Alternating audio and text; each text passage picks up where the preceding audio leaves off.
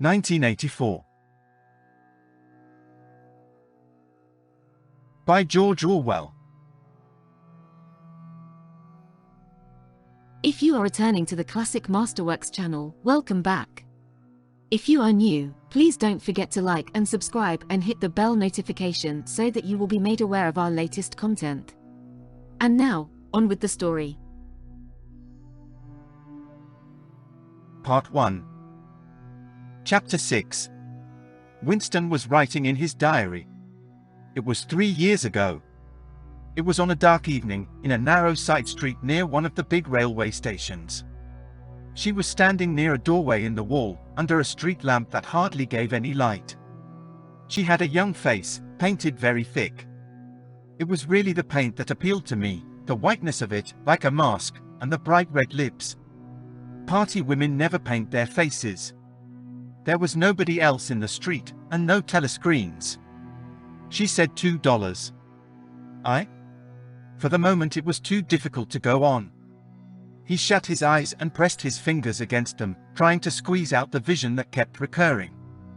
He had an almost overwhelming temptation to shout a string of filthy words at the top of his voice.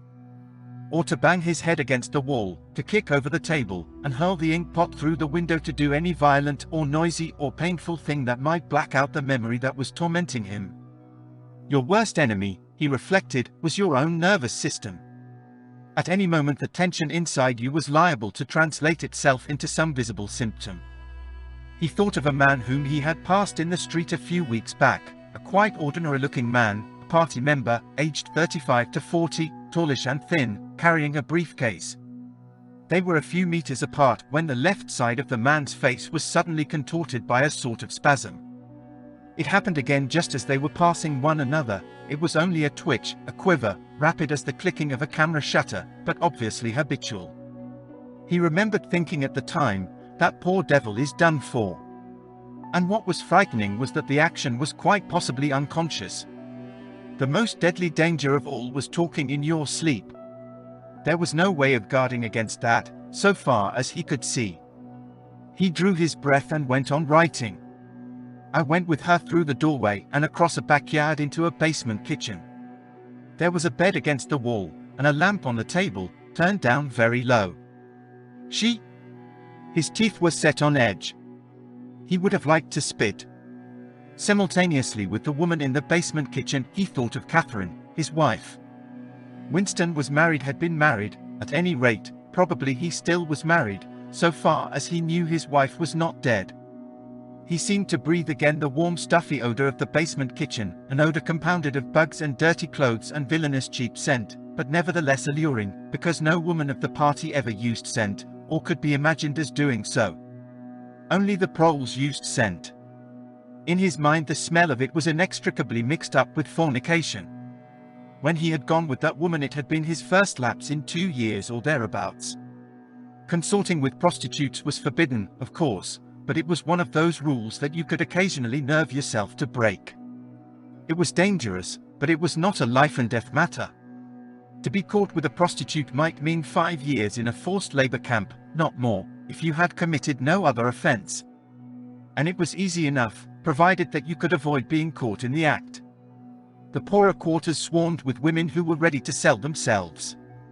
Some could even be purchased for a bottle of gin, which the proles were not supposed to drink. Tacitly the party was even inclined to encourage prostitution, as an outlet for instincts which could not be altogether suppressed. Mere debauchery did not matter very much, so long as it was furtive and joyless and only involved the women of a submerged and despised class. The unforgivable crime was promiscuity between party members. But though this was one of the crimes that the accused in the Great Purges invariably confessed to, it was difficult to imagine any such thing actually happening. The aim of the party was not merely to prevent men and women from forming loyalties which it might not be able to control. Its real, undeclared purpose was to remove all pleasure from the sexual act. Not love so much as eroticism was the enemy, inside marriage as well as outside it. All marriages between party members had to be approved by a committee appointed for the purpose, and though the principle was never clearly stated, permission was always refused if the couple concerned gave the impression of being physically attracted to one another. The only recognized purpose of marriage was to beget children for the service of the party. Sexual intercourse was to be looked on as a slightly disgusting minor operation, like having an enema. This again was never put into plain words, but in an indirect way it was rubbed into every party member from childhood onwards. There were even organizations such as the Junior Anti-Sex League, which advocated complete celibacy for both sexes.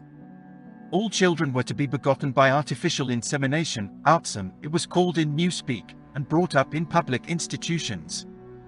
This, Winston was aware, was not meant altogether seriously, but somehow it fitted in with the general ideology of the party. The party was trying to kill the sex instinct, or, if it could not be killed, then to distort it and dirty it. He did not know why this was so, but it seemed natural that it should be so. And as far as the women were concerned, the party's efforts were largely successful. He thought again of Catherine. It must be 9, 10, nearly 11 years since they had parted. It was curious how seldom he thought of her. For days at a time he was capable of forgetting that he had ever been married. They had only been together for about 15 months. The party did not permit divorce, but it rather encouraged separation in cases where there were no children. Catherine was a tall, fair-haired girl, very straight, with splendid movements. She had a bold, aquiline face, a face that one might have called noble until one discovered that there was as nearly as possible nothing behind it.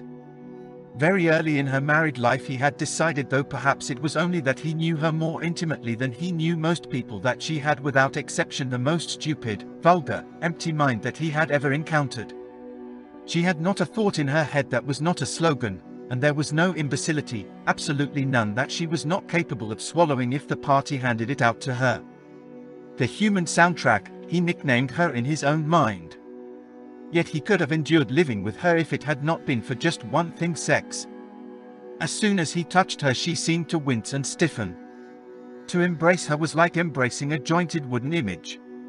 And what was strange was that even when she was clasping him against her he had the feeling that she was simultaneously pushing him away with all her strength. The rigidity of her muscles managed to convey that impression. She would lie there with shut eyes, neither resisting nor cooperating, but submitting. It was extraordinarily embarrassing, and, after a while, horrible. But even then he could have borne living with her if it had been agreed that they should remain celibate. But curiously enough it was Catherine who refused this. They must, she said, produce a child if they could. So the performance continued to happen, once a week quite regularly, whenever it was not impossible. She even used to remind him of it in the morning, as something which had to be done that evening and which must not be forgotten. She had 2 names for it. One was making a baby, and the other was our duty to the party. Yes, she had actually used that phrase. Quite soon he grew to have a feeling of positive dread when the appointed day came round. But luckily no child appeared, and in the end she agreed to give up trying, and soon afterwards they parted. Winston sighed inaudibly. He picked up his pen again and wrote. She threw herself down on the bed, and at once, without any kind of preliminary, in the most coarse, horrible way you can imagine, pulled up her skirt.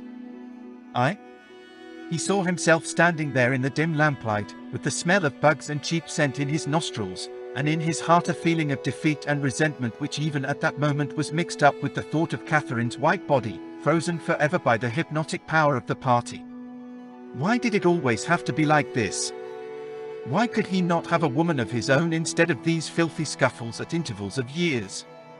But a real love affair was an almost unthinkable event. The women of the party were all alike. Chastity was as deep ingrained in them as party loyalty.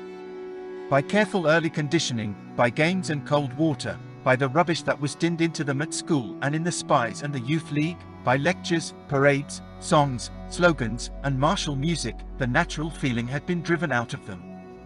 His reason told him that there must be exceptions, but his heart did not believe it. They were all impregnable, as the party intended that they should be. And what he wanted, more even than to be loved, was to break down that wall of virtue, even if it were only once in his whole life.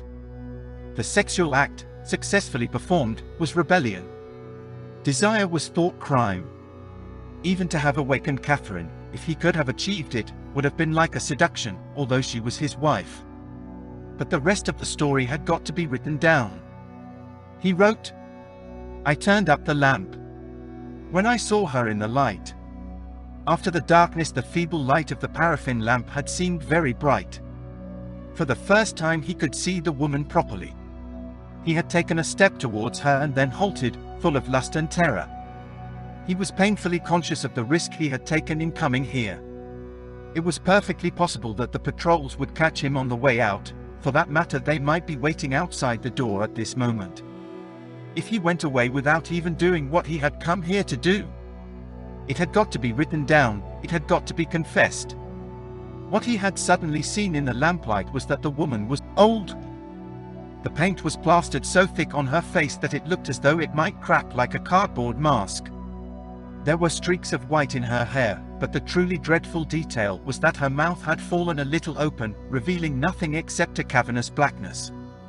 She had no teeth at all." He wrote hurriedly, in scrabbling handwriting. "When I saw her in the light, she was quite an old woman, 50 years old at least. But I went ahead and did it just the same." He pressed his fingers against his eyelids again. He had written it down at last, but it made no difference. The therapy had not worked.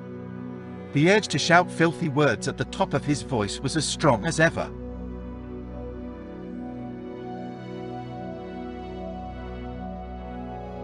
Thank you for watching. Let us know your thoughts on Big Brother and the world of Orwell's 1984 in the comments.